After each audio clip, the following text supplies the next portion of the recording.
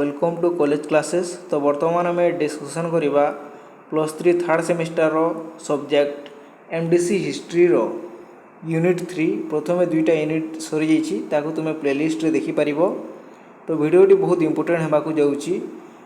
Unit रही पुराण और इतिहास, पुराणस एंड इतिहास। So let's discuss it.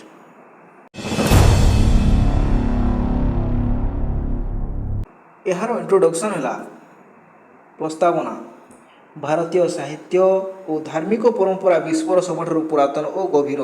यह समस्ते जानते समग्र विश्वर भारतीय साहित्य और धार्मिक परंपरा सनातन धर्म सबुठ पुरातन और गभीर अटे।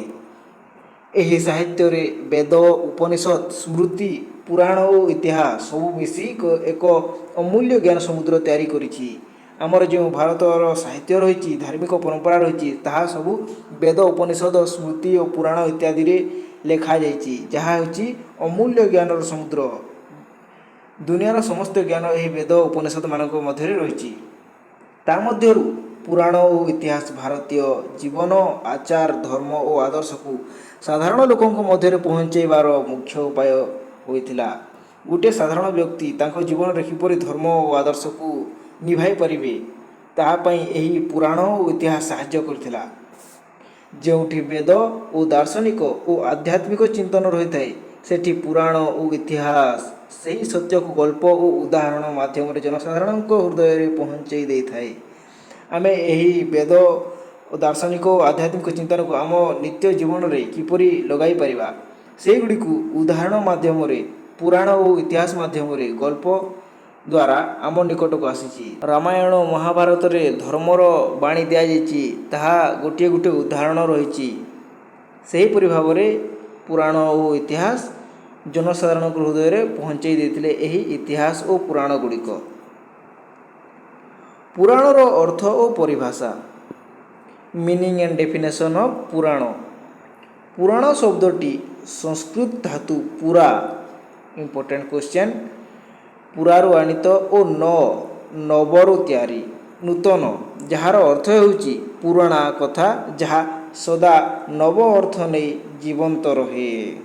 1 मार्क क्वेश्चन अटे यह। पुराण होउची सही साहित्य जेउठी जगतर सृष्टि, पालन, प्रलय, राजवंश, ऋषि, देवता और धर्म आदि विषय रे विस्तार व्याख्या दिखाई। यही पुराण मानकरे यही सबू विषयर विस्तार भाव ब्रीफ डिस्कसन करा जाइछि। वेदव्यास पुराणर सृष्टिकर्ता बोली मने होइछन्ति। 1 मार्क क्वेश्चन अटे यह। पुराणर सृष्टिकर्ता होइछन्ति वेदव्यास। से 18टी महापुराण और 18टी उपपुराण संग्रह करथिले। यह मध्य 1 मार्क क्वेश्चन अटे।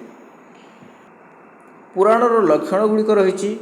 पुराण लक्षण, पुराण लक्षण मुख्यतः 2 प्रकार, इंपोर्टेंट क्वेश्चन, पंचलक्षण और 10 लक्षण। यही पंचलक्षण और 10 लक्षण पुराण गुड़िक कौन जानी नवा।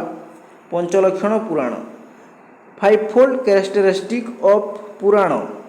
पंचलक्षण अनुसार पुराणर निम्नलिखित 5 अंश थाए। यार मुख्यतः 5 अंशटी ताहाको पंचलक्षण बोली कहा जाए। सृष्टि, प्रथमटी है सृष्टि, जहाँ स्वर्ग कहा जाए। जगत सृष्टि किपरि हैला, ब्रह्मा द्वारा समस्त प्राणी और भौतिक जगत तैयारी।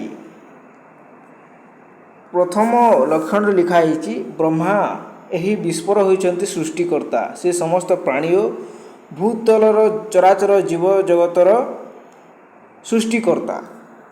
द्वितीयटी है प्रतिसृष्टि, प्रतिसर्ग, जहाँ को कहा जाए प्रलय परे पुनः सृष्टि किपरि हुए, ताहा हेउची द्वितीय पुराण।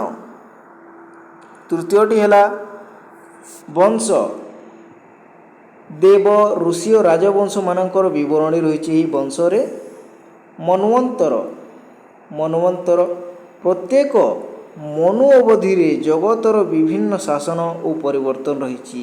यह होची गोटे डीप कॉन्सेप्ट। चतुर्थटी है वंशानुचरित, वंशर गाथा और वीरंक कार्यबल एथिरे वर्णना कराଯାଇଛି। ଦଶଲକ୍ଷଣ ପୁରାଣ ଟେନ୍ଫୋଲ୍ଡ କ୍ୟାରେକ୍ଟରିଷ୍ଟିକ୍। ଦଶଲକ୍ଷଣ ଅନୁସାରେ ପୁରାଣ ମାତ୍ର ଜଗତ ସୃଷ୍ଟି ନୁହେଁ, ଧାର୍ମିକ ଓ ଆଧ୍ୟାତ୍ମିକ ସିଦ୍ଧାନ୍ତକୁ ମଧ୍ୟ ଜଣାଏ। ସେହି 10ଟି ଲକ୍ଷଣ ଗୁଡ଼ିକ ହେଲା ସର୍ଗ, ବିସର୍ଗ, ସ୍ଥାନ, ପୋଷଣ, ଉକ୍ତି, ମନ୍ୱନ୍ତର, ଈଶାନକଥା, ନିରୋଧ, ମୁକ୍ତି, ଆଶ୍ରୟ। ଏହା ହେଉଛି ଟେନ୍ଫୋଲ୍ଡ କ୍ୟାରେକ୍ଟରିଷ୍ଟିକ୍ ଅଫ୍ ପୁରାଣ। ଏହି 10ଟି ଲକ୍ଷଣ କ'ଣ କରିଥାଏ? ଏହି 10ଟି ଲକ୍ଷଣ ଜୀବ, ପ୍ରକୃତି ଓ ପରମେଶ୍ୱରଙ୍କ ସମ୍ପର୍କକୁ ବିବେଚନା କରିଥାଏ। ପୁରାଣର ବିଭାଜନ ମଧ୍ୟ କରାଯାଇଛି। କ୍ୟାଟେଗୋରିଜେସନ୍ ଅଫ୍ ପୁରାଣସ୍। ପୁରାଣର ବିଭାଜନ। ପୁରାଣମାନେ 3ଟି ଶ୍ରେଣୀରେ ବିଭାଜିତ ହୋଇଥାନ୍ତି। 3ଟି କ'ଣ କ'ଣ? ମହାପୁରାଣ, ଉପପୁରାଣ, ସ୍ଥୂଳ ପୁରାଣ ଓ ଜାତି ପୁରାଣ। ଇମ୍ପୋର୍ଟାଣ୍ଟ କ୍ୱେଶ୍ଚନ୍ ହୋଇପାରେ 1 ମାର୍କ। ସ୍ଥୂଳ ପୁରାଣ ଓ ଜାତି ପୁରାଣ। 18ଟି ମହାପୁରାଣ ମଧ୍ୟ ରହିଛି। ଦ 18 ମହାପୁରାଣସ୍। ପ୍ରଥମଟି ହେଲା ବ୍ରହ୍ମ ପୁରାଣ, ପଦ୍ମ ପୁରାଣ, ବିଷ୍ଣୁ ପୁରାଣ, ଶିବ ପୁରାଣ, ଭାଗବତ ପୁରାଣ, ନାରଦ ପୁରାଣ, ମାର୍କଣ୍ଡେୟ ପୁରାଣ, ଅଗ୍ନି ପୁରାଣ, ଭବିଷ୍ୟ ପୁରାଣ, ବ୍ରହ୍ମବୈବର୍ତ ପୁରାଣ, ଲିଙ୍ଗ ପୁରାଣ, ବରାହ ପୁରାଣ, ସ୍କନ୍ଦ ପୁରାଣ, ବାମନ ପୁରାଣ।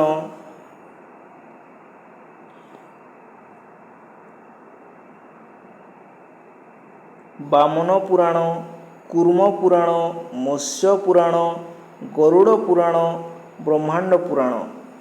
ଏହି 18ଟି ମନେ ରଖିବାର ଆବଶ୍ୟକତା କିଛି ନାହିଁ। 3ଟି ବା 4ଟି ମନେ ରଖିଦେଲେ ହୋଇଯିବ।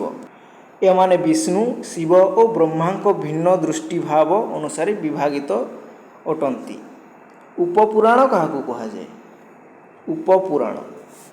ଉପପୁରାଣ ଗୁଡ଼ିକ ମହାପୁରାଣ ଭଳି ହେଲେ ମଧ୍ୟ ସଂକ୍ଷିପ୍ତ ଓ ବିଶେଷ ବିଷୟ ନିର୍ଦ୍ଦିଷ୍ଟ।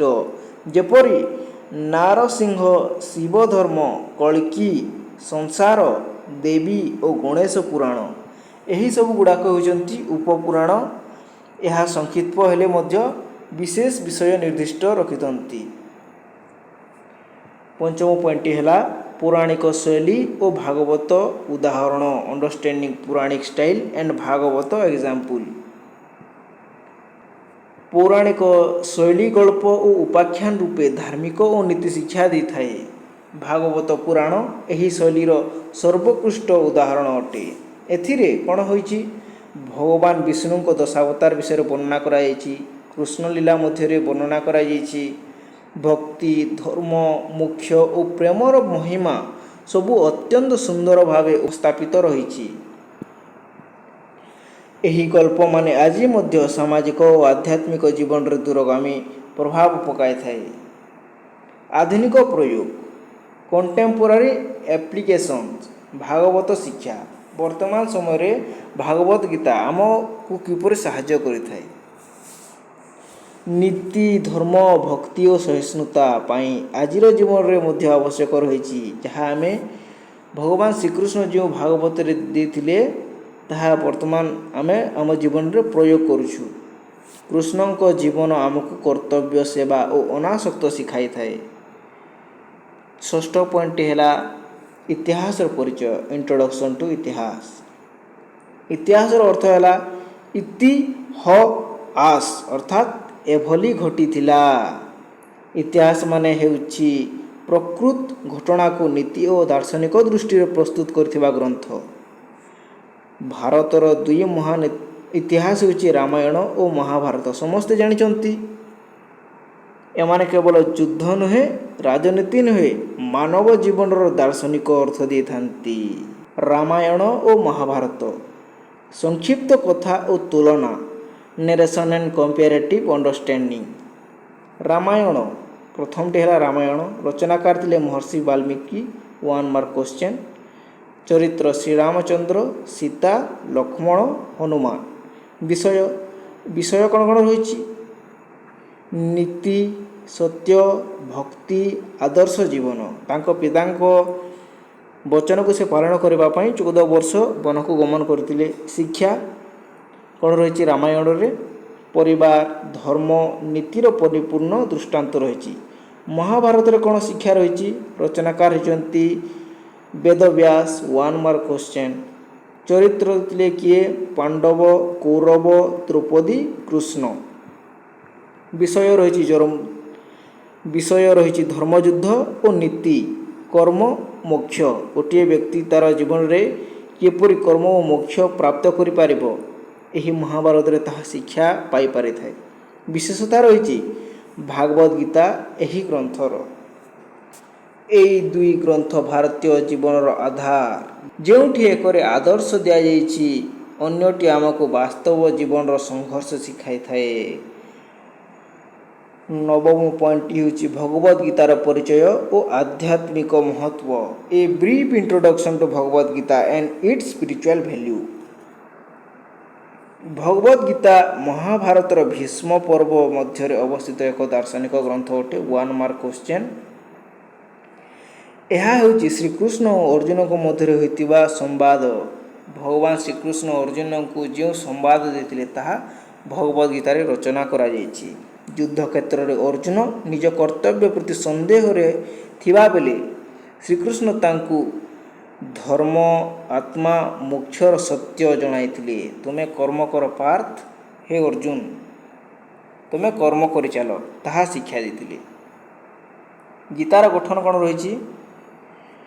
Structure of Gita. ଅଧ୍ୟାୟ ରହିଛି 18ଟି। 1 ମାର୍କ କ୍ୱେଶ୍ଚନ୍। ସବୁ 1 ମାର୍କ କ୍ୱେଶ୍ଚନ୍ ହୋଇପାରିବ। ଶ୍ଲୋକ ରହିଛି 760ଟି। ବିଷୟ କ'ଣ? କର୍ମ, ଭକ୍ତି, ଜ୍ଞାନ, ଧର୍ମ ଓ ମୋକ୍ଷ। ଗୀତାର ମୁଖ୍ୟ ଶିକ୍ଷା ଗୁଡ଼ିକ ହେଲା ମେନ୍ ଟିଚିଂ ଅଫ୍ ଭଗବତ ଗୀତା। କର୍ମଯୋଗ। ପ୍ରଥମଟି ହେଲା କର୍ମଯୋଗ। କୃଷ୍ଣ କହିଥିଲେ କର୍ମ କର କିନ୍ତୁ ଫଳର ଆସକ୍ତ ହେଅନା। କର୍ମଣ୍ୟେବାଧିକରସ୍ତୁ ମା ଫଲେଷୁ କଦାଚନ। ଅର୍ଥାତ୍ ନିଜ କର୍ତ୍ତବ୍ୟକୁ ନିଷ୍ଠା ଓ ସମତା ସହିତ କର। ଜ୍ଞାନଯୋଗ। ଆତ୍ମା ଅମର ଓ ଶରୀର ନଶ୍ୱର। ଜ୍ଞାନ ହେଉଛି ମୋକ୍ଷର ଦ୍ୱାର। ଭକ୍ତିଯୋଗ। ଭଗବାନ ପ୍ରତି ନିର୍ମଳ ଭକ୍ତି ହେଉଛି ଜୀବନର ସର୍ବୋଚ୍ଚ ପଥ। ସମତା ଓ ନିୟନ୍ତ୍ରଣ। ସଫଳତା ଓ ବିଫଳତାରେ ସମଭାବ ରଖିବା ଆତ୍ମିକ ଶାନ୍ତି ଦେଇଥାଏ। ଆଧ୍ୟାତ୍ମିକ ଓ ଆଧୁନିକ ମହତ୍ତ୍ୱ। Spiritual and contemporary importance of Bhagavad Gita. Gita ଆମକୁ ଶିଖାଏ କିପରି ଜୀବନର ସଙ୍କଟ ସମୟରେ ଶାନ୍ତ ଓ ଧାର୍ମିକ ରହିପାରିବା। ଆମ ଜୀବନରେ କୌଣସି ସମୟରେ ସଙ୍କଟ ଆସିଲେ ଆମେ ସର୍ବଦା ଭଗବାନଙ୍କୁ ପ୍ରାର୍ଥନା କରିଥାଉ।